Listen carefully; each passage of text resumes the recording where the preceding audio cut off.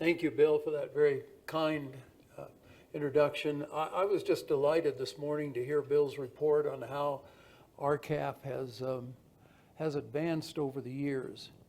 And these are the times when I've spoken at RCAF, and you can see I just wanted to bring you up to date, as Bill brought you up to date with what's happening with RCAF. I wanted to bring you up to date a little bit with what's happening with me since I was here last with you. Some major changes. But before we get into that, you know, it's wonderful just to come here and see so many acquaintances and friends and, you know, people I only see at these meetings. And, you know, haven't had a chance to talk with all of you yet, and even you, George, from Georgia. You know, I want to say, go Dogs. Well, except on September 21st at 8 p.m., when my school, Notre Dame, the school I went to, comes to visit. Go Irish. Oh, well, it is like David versus Goliath. We will persevere. Go Irish. But in 2017, my wife Susan passed away after 50 years of marriage. And she had been suffering from lupus for 20 years that it was diagnosed, and existed before that. About 10 years before she passed, she could no longer do any gardening, and we also needed some painting done in the house. And so we hired a friend who was recommended by, well, we hired someone who was recommended by a friend to come and do some work for us, some painting and gardening and other things. And then about 10 years before Susan passed, she was in the hospital for a month. And then in you know, one of these nursing rehab homes for about 3-4 months. It was very difficult. But during that period, that person we hired, Jackie Kent, brought some food for me. And when Susan got out of the nursing home and came home, she couldn't cook for those last 6 years. And so we hired Jackie to do our cooking. Now, Jackie grew up, you'll hear about this a little more, on a farm. And her cooking was fantastic. But my wife really liked creme brulee. She wanted, so every Sunday we'd often have our kids over and their spouses and our grandchildren for a family dinner. And so Susan asked Jackie if she could prepare some creme brulee. And Jackie said, oh, sure, you know, like she'd done it before. And I know now she never had. But she made it. She brought these little dishes, 12 of them, and pretty dishes. And you know, creme brulee, it's got that hard crust on it. And the harder it is, the better it is, the thicker it is. Well, this was as good a creme brulee as I've ever tasted, and I've tried it all over the world, and some of them, you know. And so next time Jackie was delivering food when I happened to be there, I asked, I said, Jackie, did you have to buy a torch for that? She said, no, I just used the torch I had in the barn. So I just got to tell you a little bit about this Jackie Kent. She grew up in a dairy farm. She was the oldest of 4 girls. Her father raised her as a boy because there were no girls. And, you know, as a consequence, when she started bringing over the food after Susan passed, then I asked her to keep bringing the food because I ate most of it. And then once in a while, I'd invite her to stay for dinner. And then because her father raised her as a boy, she loved to watch football, George, and especially Notre Dame, and basketball and baseball on TV. So I'd ask her to stay. Hey, why don't you stay and watch a game? She would. And then it was an amazing thing. She'd argue with me over the plays. I mean, like, you know, Yeah, yeah. I mean, it was amazing. It was just amazing. And so, one thing led to another. And there I was living in the city of Rome, New York. It's not that big, 30,000 people. But she was a country girl, and I knew that I could never get her to move in with me in Rome. So I went out and bought a ranch. I bought the ranch of the Mill Creek Cattle Company, 142 acres. Cleve Lansing raised 100 head of beef on that. Now, there's about 30 acres, I'd say, hard to use for cattle. So imagine you got 100 cattle on Angus on 110 acres. That's a pretty good ratio, huh? But that's what it's like back there. And so that's what we did. Bought that ranch, the ranch house. The inside, you can see, I mean, I'm living the life. This is a manufacturing guy, and I'm in your world. So it's fun for me. We named it the Two Creeks Homestead, because for two reasons. There's two creeks on 140 acres. One of them goes down through Mill Creek to the Mohawk River, to the Hudson River, out to New York City, out to the Atlantic. And the other one takes Wood Creek out through Lake Ontario to the St. Lawrence and goes out to the Atlantic up near Newfoundland. Isn't that amazing? And they're 100 yards apart. They're headwaters. So that's Two Creeks.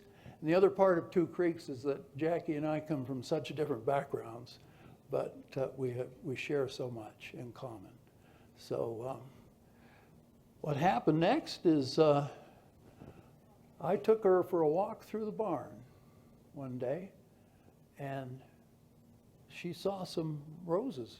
What's that? And she went over and looked, and there was underneath the roses, there's that box, and it says, and the two became one. And inside that box is the ring that she's wearing today.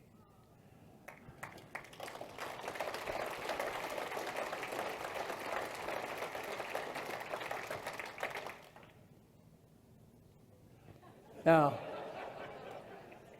she's 18 years younger, but it wasn't a shotgun wedding. I just want you to know that. Now, Jackie, she negotiated with a nearby dairy farmer to, we're pasturing some heifers. You don't have to milk the heifers, so we're pasturing heifers for others, and she's raising hay. She's got the equipment. She's doing, lots of work like that. And, but we got grandkids. She's got one on the way. I got 4. And so you got to have something to get the grandkids to the farm or to the ranch. And so have you ever seen a miniature mule that's 1 day old? How about a pygmy goat? Jackie was taking this pygmy goat, it was about 3 or 4 weeks old, to see a vet because she saw something wrong with it. So she put the pygmy goat in a box and took it. So that's what we got going. And it's just, there's a lot I've learned because, I'm a factory guy. And now all of a sudden I'm living on a ranch. So what have I learned so far about ranching and farming?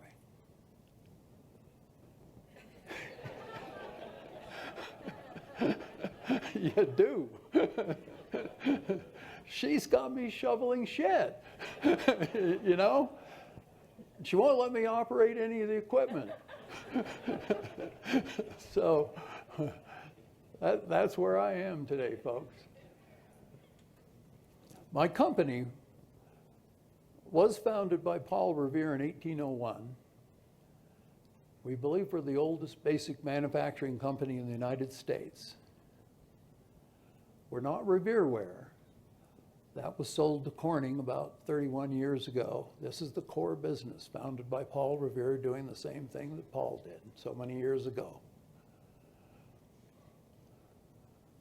Now, you remember that famous ride of Paul Revere from Lexington to Concord. We've always had a member of the Revere family working at Revere all these years, up full-time up until 2000 and part-time since then up until June of this year. The last Paul Revere that retired in the year 2000, we had him in sales. Of course, if you have somebody named Paul Revere, you got to have him in sales, right? I mean, who's going to not open their door to Paul Revere? So Paul was late, and he was speeding on a highway between Lexington and Concord. And he got pulled over by a state trooper. Let me see your driver's license, registration. Yes, sir. He hands it to him. Trooper looks at it. Says, direct descendant? Paul says, 5 generations. Trooper looks at it again. He says, here, take this. If I write you up on this highway, they'll kill me at the barracks.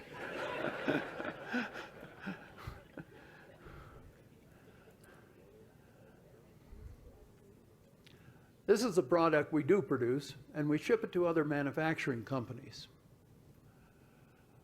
But since 2000, more than 30% of the manufacturing facilities that Revere ships product to in the USA have shut down as their production moved offshore. So I had my company, Revere Copper Products, join the National Association of Manufacturers. NAM represents over 12,000 manufacturing companies in Washington, D.C.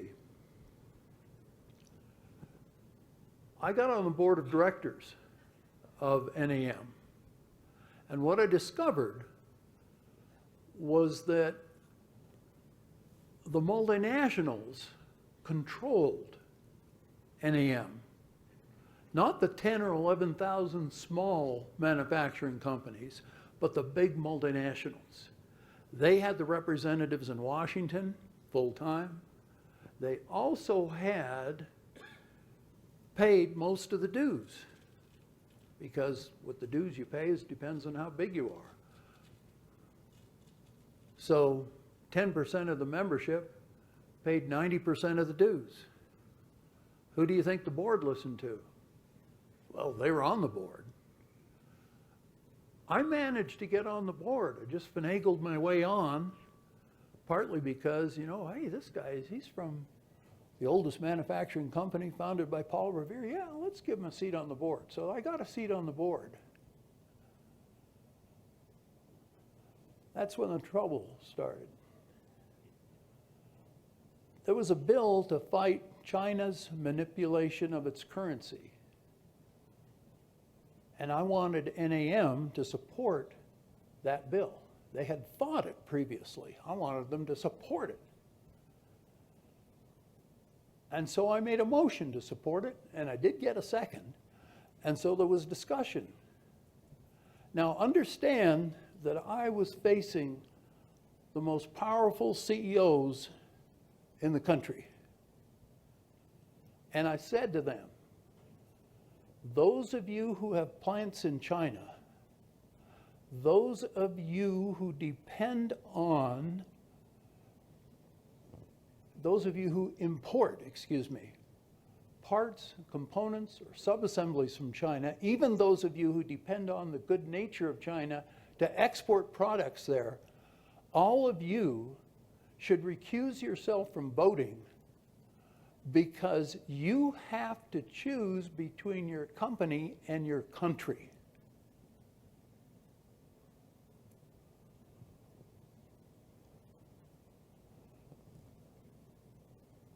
These are the people that were there. These are the companies. Now I'm just going to take a minute here to point out, this includes even though it's a manufacturing organization. Notice Cargill is up there.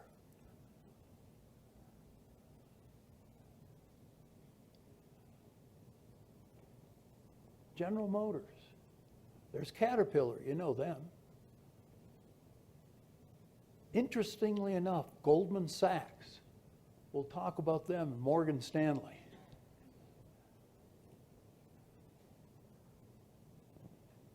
Can you imagine what happened when I made that motion and made those remarks?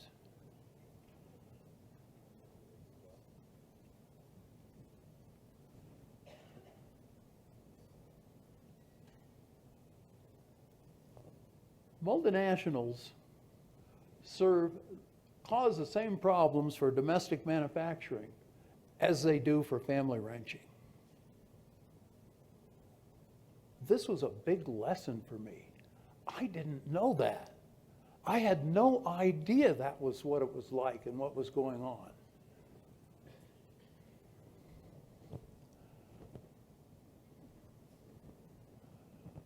Multinationals control NAM. They control the Business Council. They control the National Chamber of Commerce. And they control the National Cattlemen's Beef Association. Furthermore, what they have as opponents comes down to the Coalition for a Prosperous America. The coalition it's nonpartisan, family ranchers and farmers, domestic manufacturing, organized labor, focused on changing the trade policies of the USA to benefit domestic production. That's the organization in Washington that's fighting them. This powerful, powerful coalition on the other side. You want to talk about David and Goliath? There you have it. Dan D'Amico is the chairman. Take a look at here at what he said when the White House asked him to support the new NAFTA. He wrote this email back. It would be even better if cool country of origin labeling was added and enforced, especially for true family farmers and ranchers. This would stop the marketing of beef from being labeled product of the USA when it's really beef from another country with the labels changed. You need to support this. Lack of cool kills small farmers and ranchers, but helps the huge processors and international ag corps. Dan D'Amico, former chairman of Nucor Steel, a manufacturing guy who, like me, before we ever got involved with CPA and got involved with people like Bill Bullard, had no idea that what was happening to us in manufacturing was caused by the same thinking and the same multinationals that was killing you. I just didn't know that. That was a wake-up call.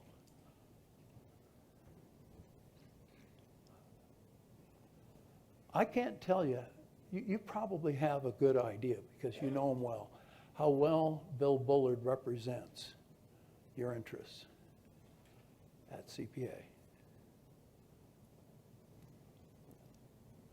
Revere, of course, is an original member of CPA. And I want to share a little bit with you about Revere's culture and mission statement. This is the final line from our mission statement. Our future will consider equally our employees and shareholders, our customers, and our country. See, now there's a mission that no multinational can say. See, you think about a multinational. Let's take Coca-Cola as an example. 10 years ago, maybe it was 20, the president of Coca-Cola was from South Africa. The chairman was from Turkey. Now, that's okay, that's not wrong, But don't think you can go to the executives of Coca-Cola and ask them to represent the best interests of the USA. Besides, 20% of their, or more of their stockholders aren't even Americans. So when you look at a multinational, don't think American, even if it's Coca-Cola. You can think that about Revere, but not Coca-Cola. But isn't that interesting, such a change? It's all about stockholders versus stakeholders. There was a big switch about 20 years ago when all of the MBA programs in the country were talking about enhancing shareholder value. And that was what the charter was for the board of directors and executives of multinationals, to represent stockholders, not stakeholders. Stakeholders are the people that work at a company. Stakeholders are the towns where the plants are built. And stakeholders are the states and the country, the USA. But that's not the way multinationals are run anymore.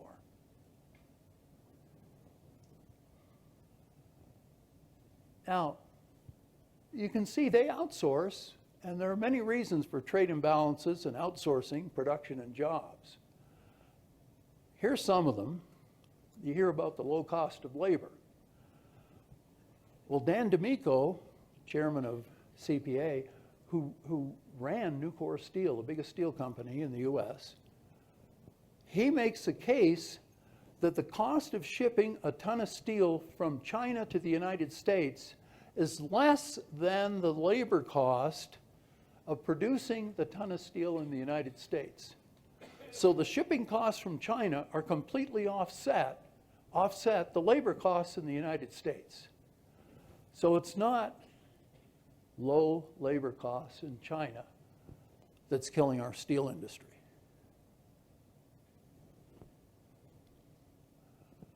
Government subsidies. That's what a lot of it is about. And those subsidies can come in low interest cost loans and even forgiveness of repayment of the loans. Energy, transportation issues. Tariffs on imports on their country. That's what they do. They put the tariffs on. As an example,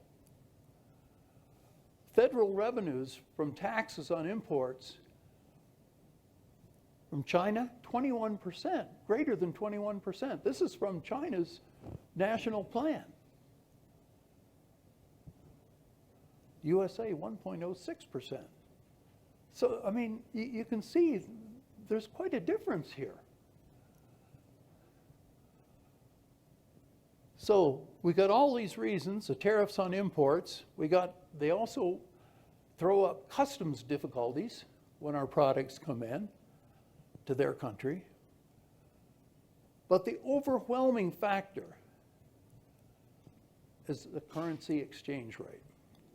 We're going to talk about this a little bit now. And it's going to get a little bit complicated, but it is going to be a learning lesson. This is critical. Let's just go back to something I showed you once before, a currency exchange rate on a leg of beef, in this case I said, or an iPad. And what we're going to do here is we're going to assume the production cost is 1,000. Now that asterisk can be any currency you want. It can be the yuan in China. It can be, the Canadian dollar. It can be the Japanese currency or the euro. But let's just assume that it costs $1,000 to produce that leg of beef or that iPad in this foreign country, okay? Now, at a free market exchange rate of 5 to 1, that production cost in the USA would be $200. Okay, so now let's just say that you produce that leg of beef or that iPad in the United States for 150 bucks. Okay? Now what we're going to do is we're going to manipulate that exchange rate. We're not going to do anything else. We're not going to do any cheap loans. We're not going to do any other subsidies. We're not doing anything. All we're going to do is change the exchange rate from 5 to 1 to 8 to 1, and the cost is 125 bucks in US dollars. So all you've done is change the exchange rate, and your $150 that you're producing that leg of beef or that iPad, you're now undercut, and you can't compete. You've done nothing different. The producer over there has done nothing different, but their government has done something different. That's why this is so powerful. I'm telling you, currency exchange rates are the most important factor in international trade.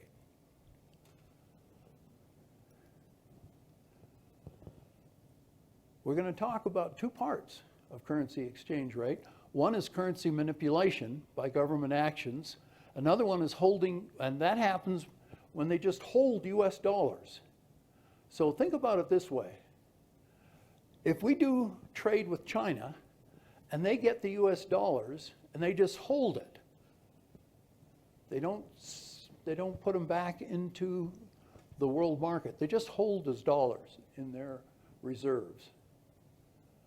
Now, if there's more dollars out there, anytime there's more of something, it becomes worth less, right? But they want to keep the dollar price higher on the exchange rate, so that exchange rate favors them so they can come in with a lower cost.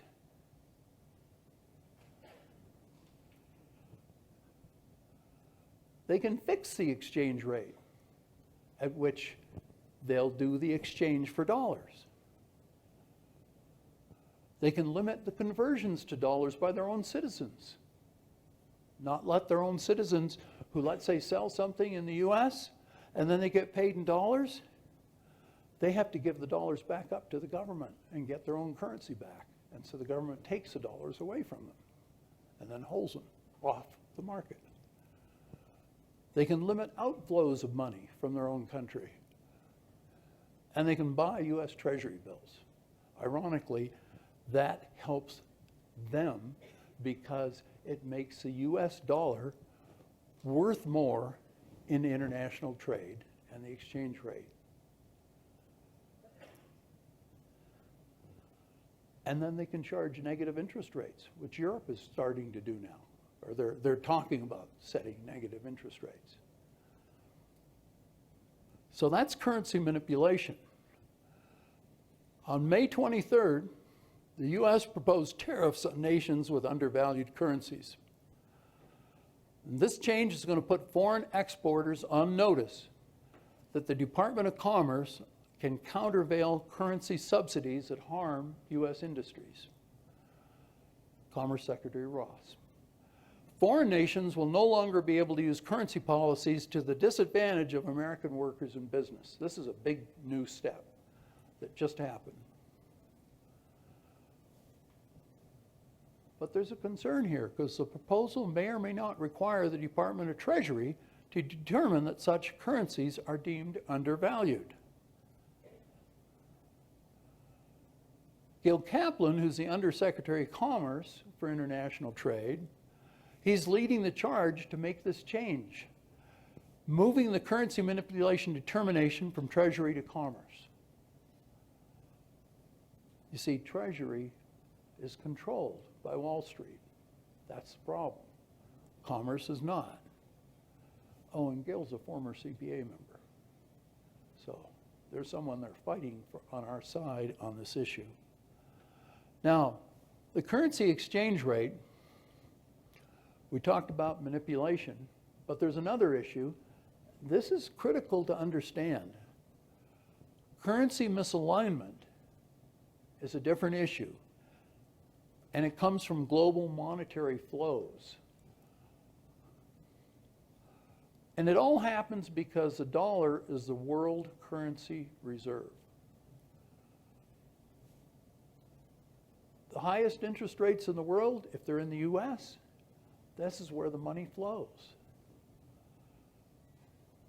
If you live in a country that has a weak currency, you try to get rid of that currency and get dollars. When I flew into Buenos Aires years ago and rented a Harley Davidson, the guy I rented the Harley from, if I paid him with a credit card, it would cost $2,000 US. If I gave him cash, it would cost $1,000. Not because he was trying to avoid taxes, but because he wanted to take those US dollars and put them away. Because the money, the peso of the Argentine government, he didn't trust it. And this happens all over the world. And then there's a safe haven in the US. Imagine if you live in Turkey and you were, sort of middle income or wealthy. And you see what's happening in Turkey and the upheavals that are going on there. What would you do with your currency, with your money that you had earned and saved? You get rid of it and you get dollars. So all of this is exacerbated by currency trading and hedging that accelerates the movement of money around the globe. And the result is that the US dollar is overvalued by 27%. Now, that is huge. Let me give you an example here. Now, I know you can't see this whole chart back there, but I put it up anyway, just because I want you to look at the blue line on the bottom, on the side of the chart, and how it goes up high on the other side. Okay? That is the dollar exchange rate, which goes high in the end, and the value of agricultural products in US dollars goes down. So as the exchange rate is lower, ag values in the US are higher. As the dollar goes higher in exchange rate, ag values go down. The same is true of the slaughter cattle index correlation with trade. So you hear this question, don't you want a strong dollar? What's wrong with you? You don't want a strong dollar. Well, the answer to that is the US dollar is not strong. It's fat, overvalued, and non-competitive. We want a lean, mean, competitive dollar. Let's talk about for a minute where all of this stands, where this issue stands. On currency manipulation, the Treasury is battling the Department of Commerce and Peter Navarro on this issue right now. It's a big battle because the Treasury is controlled by Wall Street. Let me just give you an example of how important this is to Wall Street. Years ago, the state of Indiana was facing a $1 billion deficit. And so the politicians running the state of Indiana, they had a problem. They either had to cut services or they had to raise taxes. Now, those politicians, they don't like either of those choices. Goldman Sachs came in the door and said, hey, we can give you $1 billion. And you just sign this note, this instrument, financial instrument we put together. It's a note. And it means that this strip of income from the Indiana Toll Road for the next 20 years goes to pay off this $1 billion. And you don't have to cut services or increase taxes. You're giving up, of course, they didn't tell them, you're giving up part of your future income. So they did that. And Goldman Sachs, they get a fee because they have dealt with the sovereign wealth fund of China, and they put this package together, and now that sovereign wealth fund of China gets their $1 billion back plus interest. So we not only gave them part of our future, but we pay interest for doing it. And Goldman Sachs walks away with 20 or 25 million. Goldman Sachs that year made about 70% of their income from transactions they did with China.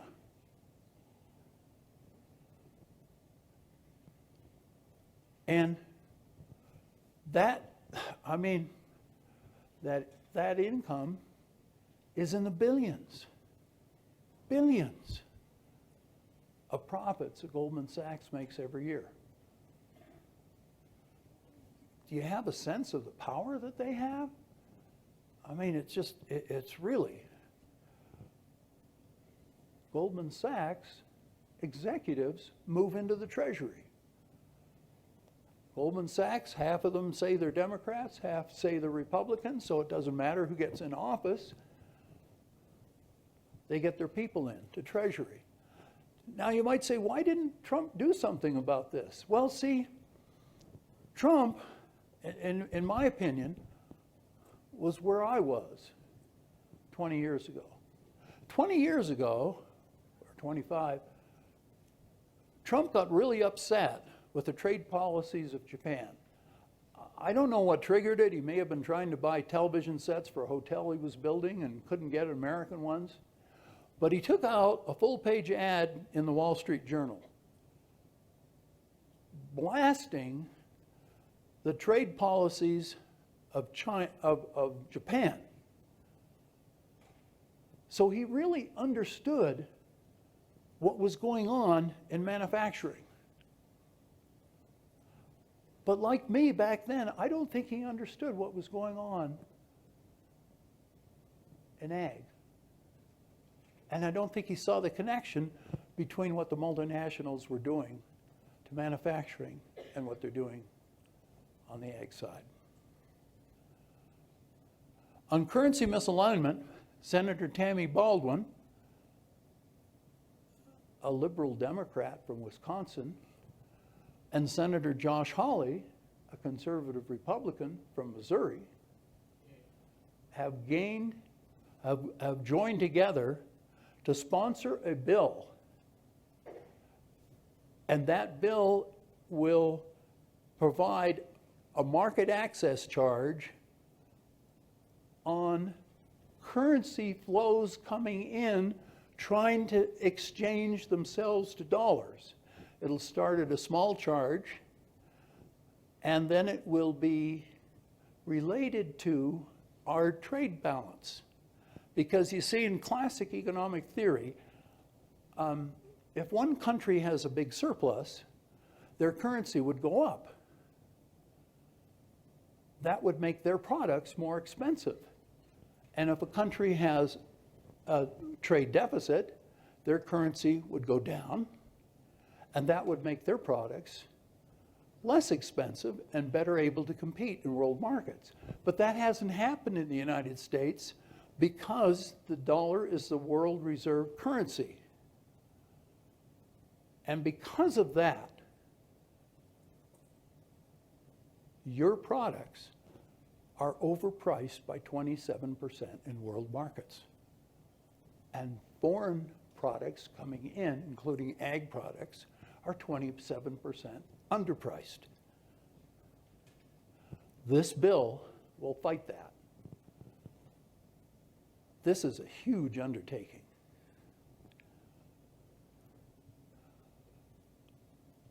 I wanted to share with you a Canadian government report that I read. They talk about agricultural tariff rate quotas, their own quotas, ensure predictable import levels and thus maintain the efficacy of production and price controls for supply managed products. This is what the Canadian government says they do. By effectively managing production and farm gate prices, shortages and costly surpluses are avoided while providing consumers with a steady supply of high-quality products. Under the supply management system, national, this is Canadian, national and provincial marketing boards control the supply of farm-gate products to meet the demand of the Canadian market using production quotas. This is what they do. It's not free trade. It's mercantilism growing its economy at the expense of its trading partners. But although it's the opposite of free trade, mercantilism was part of the economic building of the USA. We have this kind of funny sense that free trade has something to do with freedom. It doesn't. Our country wasn't founded on free trade. It was founded on mercantilist principles advocated by Alexander Hamilton.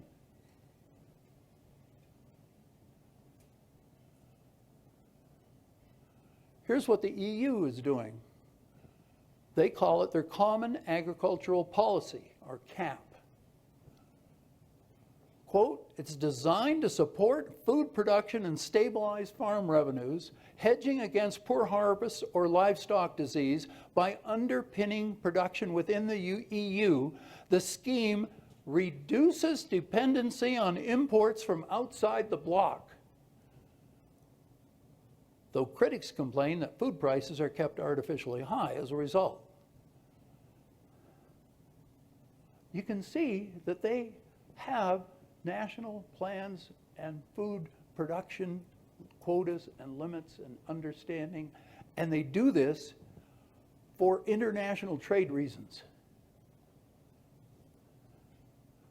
John Hanson, president of the Nebraska Farmers Union and CPA Board of Directors, he says, make no mistake about it, the current farm crisis is not a fluke, it's a logical consequence and outcome of our national farm and trade policies. It is a man-made public policy disaster.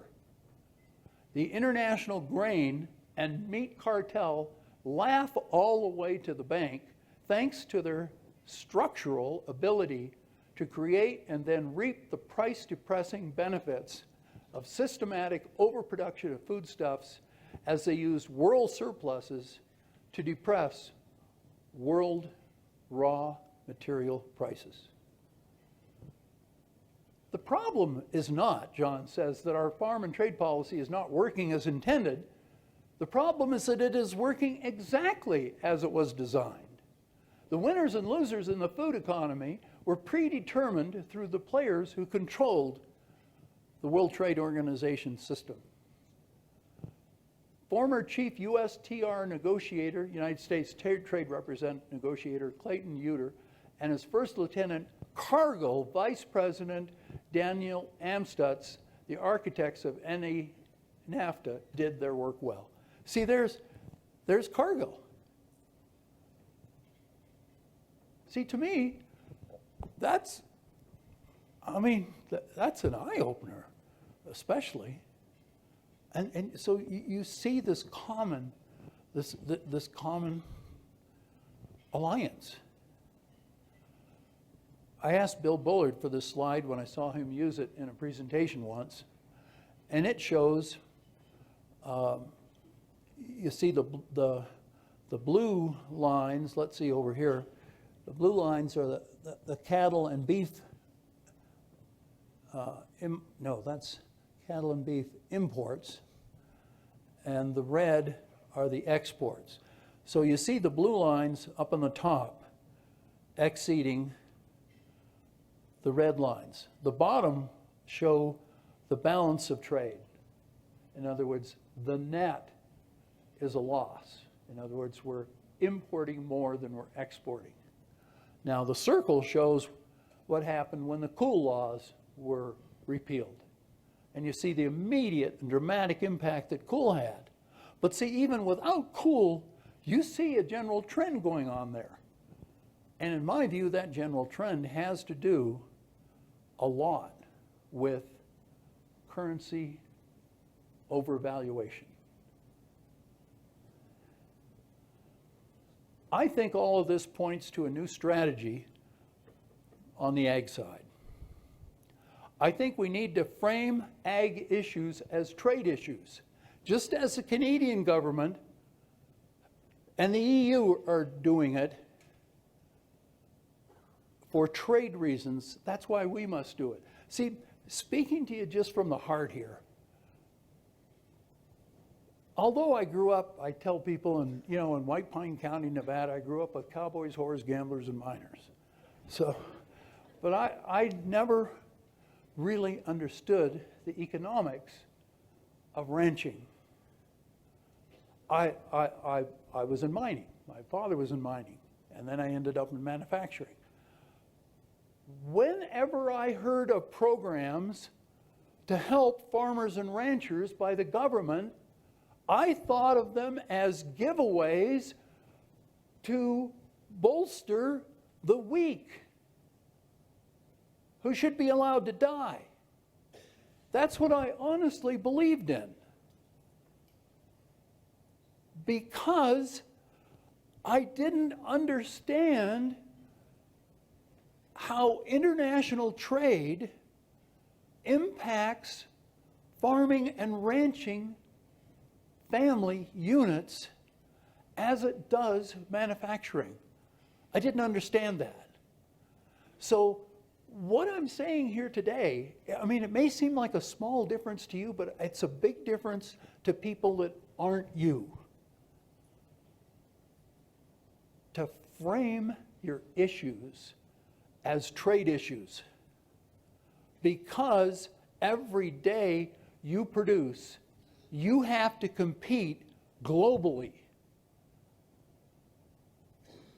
So you need, in my view, support from the federal government, because you can't compete with somebody who's doing the same thing you are doing in Argentina or Canada or wherever they're doing it, if they're getting government assistance and government programs. And you can see here, from what I quoted you, that they have those programs. You see, it's just like free trade. Free trade doesn't work if other people aren't doing it. I always feel that my company, Revere Copper Products, we're not competing with a copper mill in China. We're competing with the government of China. So are you. You're competing with the government of Canada and the provincial governments of Ontario and Quebec. And you're competing with the EU. You're competing with the government of Japan. You're competing with governments. Where is our government?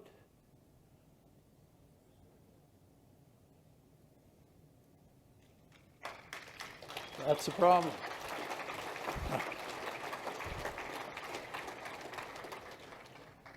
So we need to manage U.S. domestic production and prices, because the subsidized manage foreign production. We got to compare the damage by meatpacking multinationals to manufacturing multinationals. The same damn thing. We have big problems. We need to think big. And this requires an alliance of family ranchers and farmers with factory owners and unions who are only talking about trade. We're not talking about other things. We're talking about trade. And these are the people who are behind you and Paul Revere. Thank you.